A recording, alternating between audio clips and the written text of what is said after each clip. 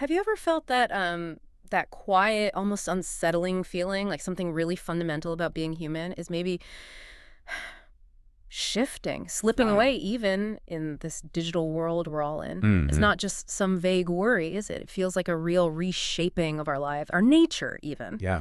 And that feeling, that, deep sense, that's exactly what we're diving into today. Surveillance capitalism. It's Right. what one brilliant thinker calls a rogue force that's really changing the whole landscape of human experience. Exactly. And today we're digging into some crucial insights from Shoshana Zuboff's big work, The Age of Surveillance Capitalism. Groundbreaking stuff. Absolutely. Our mission here for this deep dive is to really try and grasp what's strange, original, and even unimaginable about this whole new economic system. Okay. We'll look at how it works, its laws of motion, as she puts it. Yeah.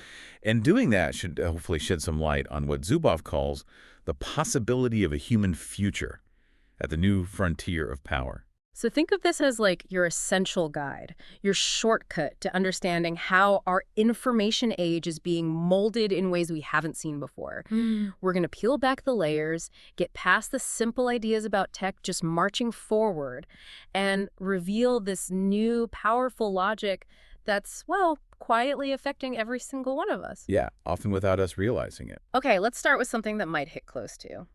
Well, home. Zuboff has this incredibly poignant definition of home. It's really powerful. She says it's where we know and where we are known, where we love and are beloved. It's about mastery, voice, relationship, and sanctuary. Right. Part freedom, part flourishing, part refuge, part prospect. It's this deep, almost spiritual thing. It really resonates. And then she brings in the Portuguese word saudade, Yeah. that intense longing for a homeland, a feeling of being separate from something precious. Yeah, the deep ache. Zuboff argues this feeling, this sense of home slipping away, has become a kind of universal anxiety now in the 21st century. A collective feeling. Yeah, something lots of us probably feel, even if we can't quite name it. And what's really interesting is how Zuboff connects that very personal feeling, that sense of loss, to the bigger picture, to history. How so? Well, she explains that decades of what she calls neoliberal market economics, basically, that focus on free markets, minimal government, companies chasing shareholder value above all else. Right, that whole philosophy. That it created this widespread feeling of kind of thwarted self-worth for people, like something was missing. Okay. And this, she argues, pushed people careening toward the internet for sustenance, looking for connection, meaning something online. Seeking something they weren't getting elsewhere. Exactly. And that desperation, that need for sustenance, created the perfect conditions, almost a draconian quid pro quo, she calls it, that surveillance capitalism just jumped on. So you got connection, but there was a hidden price, a steep one. A very steep, often invisible price. Yeah. And Zuboff is really clear on this. This wasn't inevitable. It wasn't just technology doing its thing. No, absolutely not. She makes this crucial point. Technological inevitability does not exist. We hear it all the time. Oh, it's just progress, can't stop it. Right, like it's a force of nature. But she says no, technology is always economic means, not ends in themselves. Its very DNA, she writes, comes already patterned by economic orientation. That's Max Weber's term. Right. So technology isn't neutral. Its design, its purpose, is shaped by the money behind it. Yeah, it fundamentally challenges that idea that we just have to sit back and accept these massive changes. We don't. So if we want to understand the DNA, where do we look? Well, Zuboff points straight at Google. She sees the company as the petri dish, the place where this whole new market form was basically invented. The pioneer. The pioneer, yes. Its foundational mechanisms weren't just about clever tech. They involved what she calls radical social relations. Okay, what does that mean? It started with a complete disregard for the boundaries of private human experience and the moral integrity of the autonomous individual. Google, she argues, just asserted their right to invade at will. They usurped our right to decide, basically, in favor of unilateral surveillance Taking without asking. and the self-authorized extraction of human experience for others' profit. They just took it. And this leads us right to what Zuboff calls Google's original sin, discovering behavioral surplus. That's the key concept. It wasn't some master plan from day one, right? Yeah. Initially, things like our clicks, our searches, that was just data to make search better. Exactly. Just exhaust, really. Raw material used to improve the service, but then came the turn, The twist. the twist. That raw material was secretly repurposed, not just to make search better, but to improve the profitability of ads. Ah, okay. Google took a system from Overture, an early online ad company with auctions, and transformed it. Hal Varian, Google's chief economist, he identified the key thing, the pivotal multiplier for making money. What was it? It was Google's estimate of the likelihood that someone will actually click on the ad. So not just serving ads, but predicting if I would click.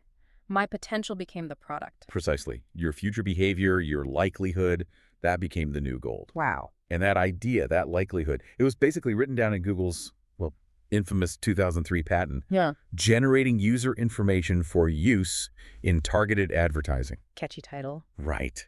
And it details how user profile information, UPI, like say male 45 plus, for prostate cancer ads. Got it. How that could be figured out from your actions, the documents you look at, even the pages the ads send you to. How do they do that? Using machine learning classifiers. Basically, smart algorithms, learning patterns, and association graphs. Think of a giant map connecting all your online dots. Okay. But what's really chilling is the patent itself admits these capabilities remain inscrutable to all but an exclusive data priesthood, among whom Google is the Ubermensch. So deliberately obscure. Hidden. Designed to be opaque, creating this huge imbalance of knowledge. They know everything, we know almost nothing about how it works. That's the key insight.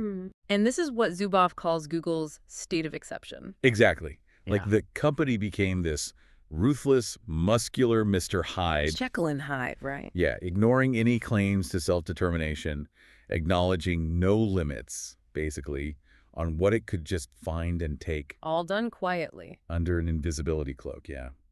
Eric Schmidt, the former CEO, even talked about aiming to win softly. Win softly while taking everything. Pretty much. They didn't ask. They just took your data, your choices, your likelihood, without you really knowing. And this wasn't happening in a total vacuum, right? There were debates. Oh, yeah, definitely.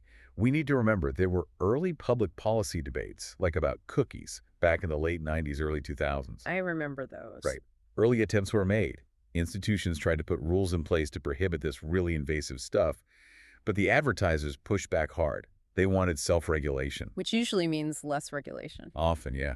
And it led to the FTC, the Federal Trade Commission, shifting its focus away from broad privacy rights to a much narrower, harms-based strategy, meaning they'd only step in if you could prove concrete harm, like physical injury or financial loss, which left this massive loophole. A loophole big enough to drive a truck through. Or a data hoovering algorithm. Oh.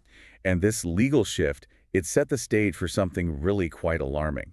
Unprecedented, even. What was that? Post 9/11, you had this unprecedented collaboration between Silicon Valley companies and state intelligence agencies. Wow, okay. The agencies, Zuboff writes, craved the lawlessness that a firm such as Google enjoyed. Why?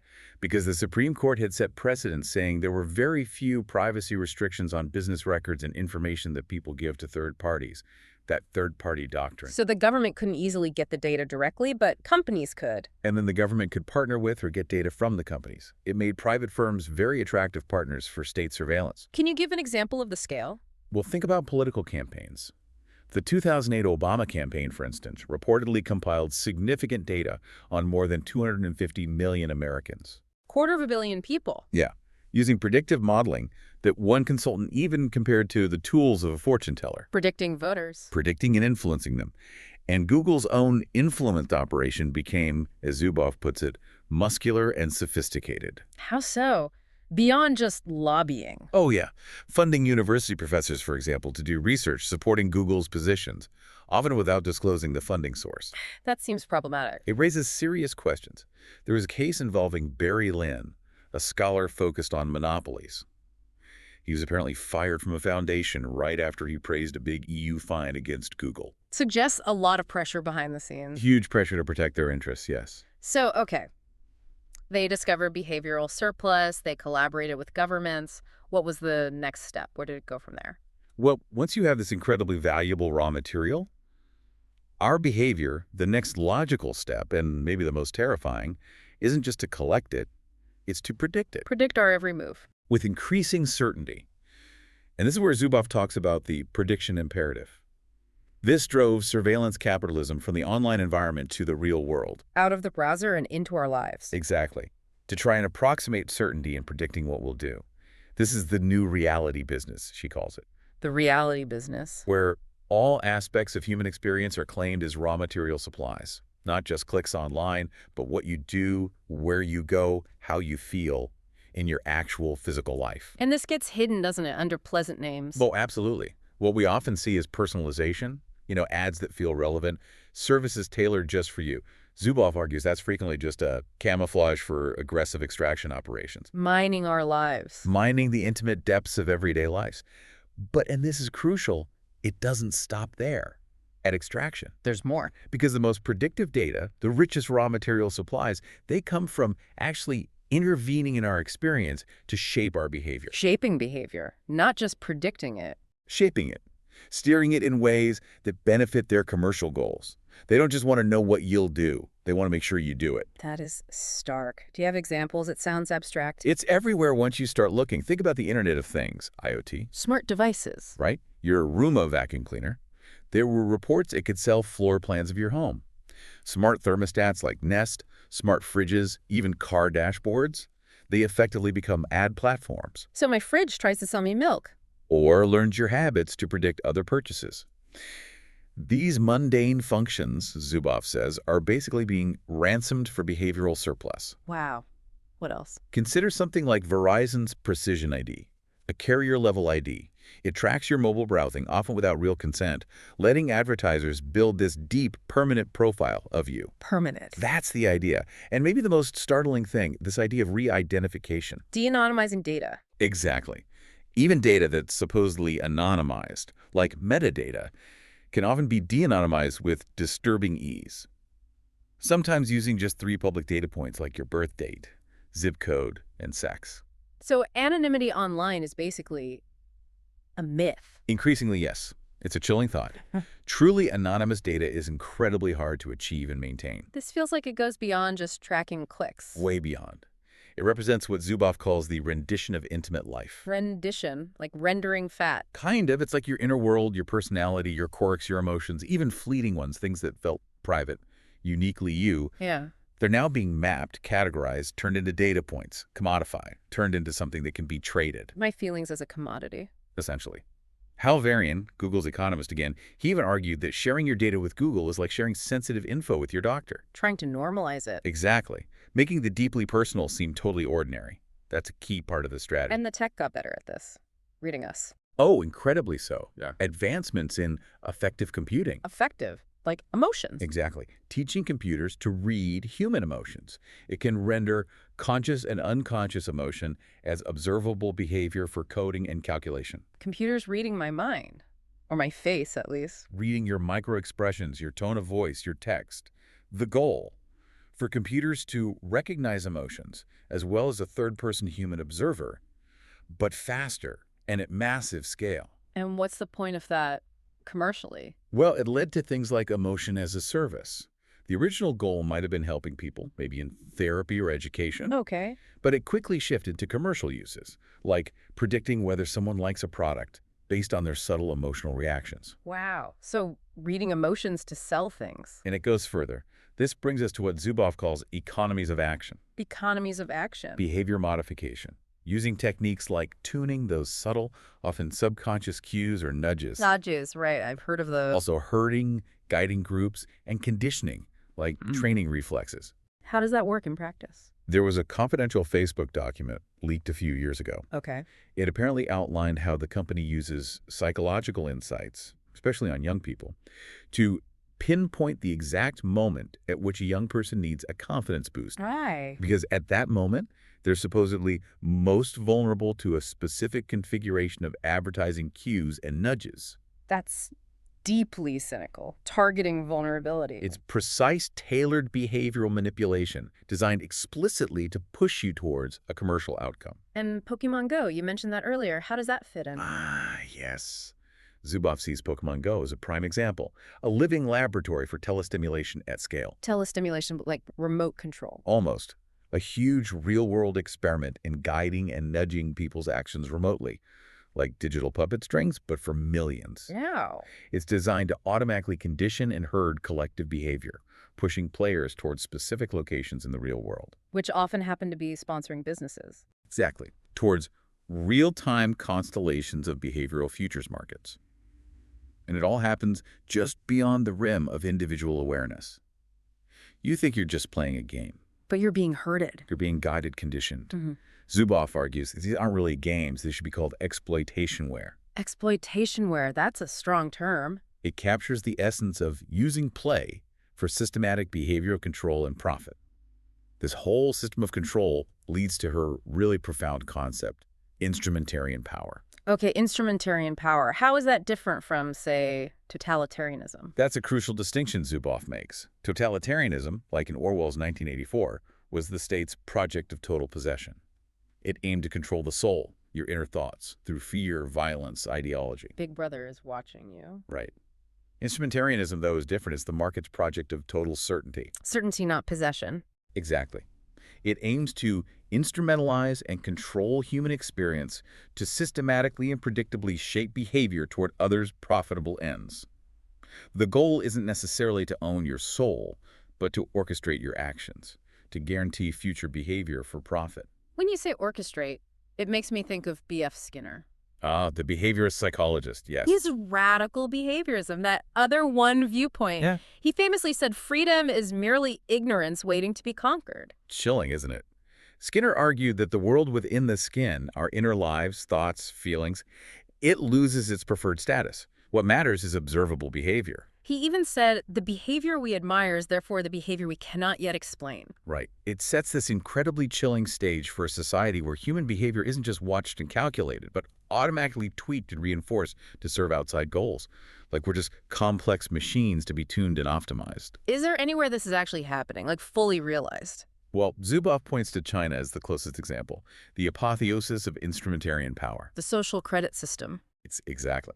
China's social credit system tracks good and bad behavior, from public records, online activity, private company data, All mashed together. and it automatically assigns punishments and rewards.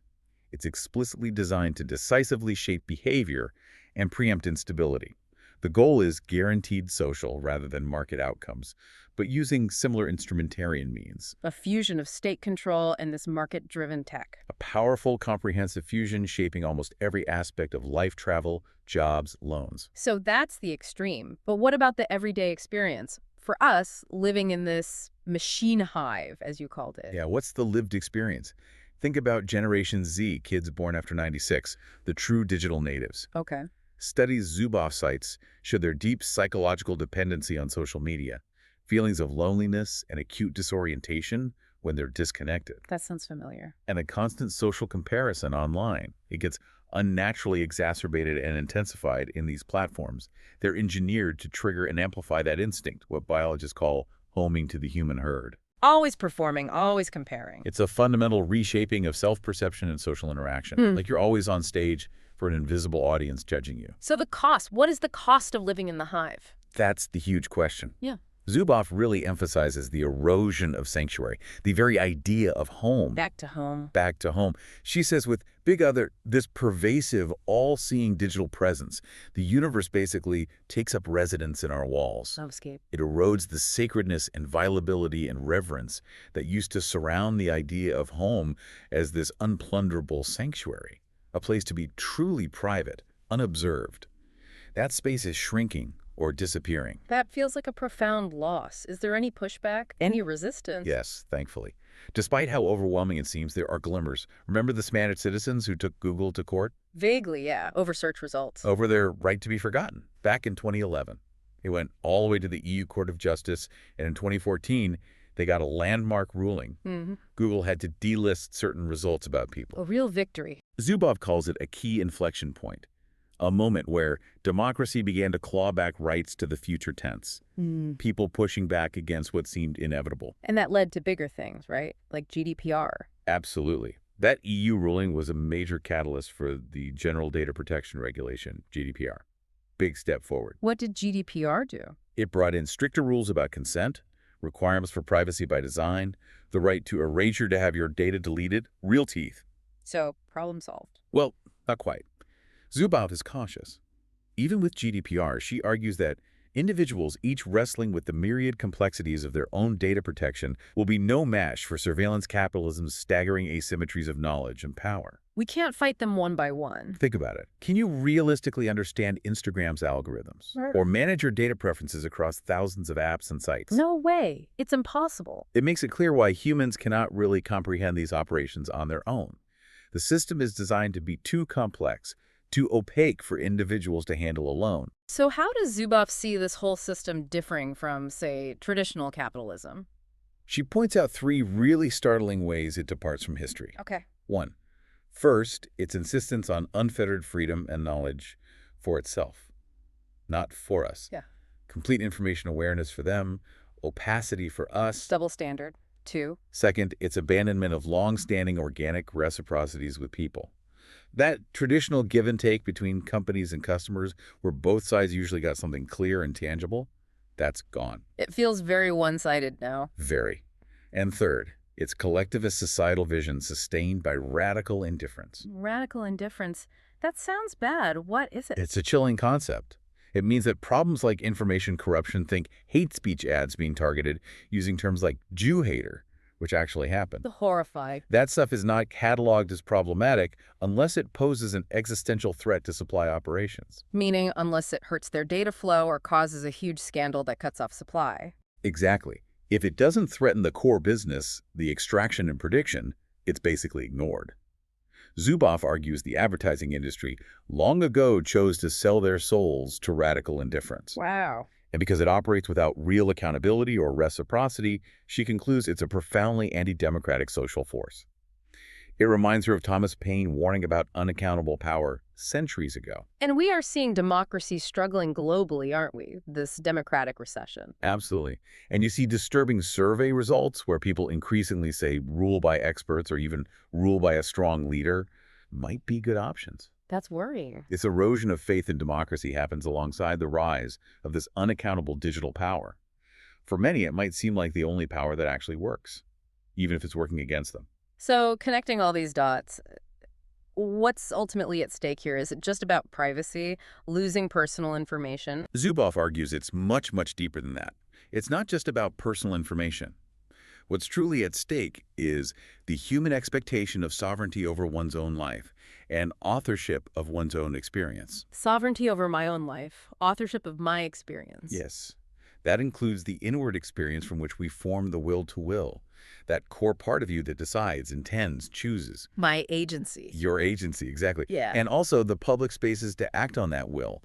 It's about our fundamental capacity to imagine our futures, make promises, and actually build those futures, individually and together, without these hidden forces constantly steering us. And her ultimate charge is that surveillance capitalism has basically stolen those fundamental questions. Yes. The questions, who knows? Who decides? Who decides? Who decides? These have been usurped, she says, by surveillance capitalism. Usurped, taken without right. Creating what she calls an uncontract dystopia, a world where automated plans, designed by these systems, replace the mutual human promises that should be the foundation of society. Our future engineered by algorithms for someone else's profit. That's the stark reality she presents. So wrapping up, the tension seems clear. Zuboff says, there is no freedom without uncertainty. Right. Uncertainty is the space where we make choices, where we exercise our will through promises. If we want to reclaim that freedom, that future, she says we need to rekindle the sense of outrage and loss over what's being taken. We need to feel it again, not just accept it. Yes, shake off the numbness. And as you, our listeners, reflect on all this, maybe consider something Zuboff tells her own kids. What's that? She tells them, it is not okay to have to hide in your own life. It is not normal. It is not okay to hide in your own life. Think about that. Think about how you might push back against that feeling of psychic numbing from this constant unwanted invasion, the loss of that sanctuary of the self. And maybe ask, what new declarations, what synthetic declarations will we need to make together as a society to ensure that if we have a digital future, it is first and foremost a human future first?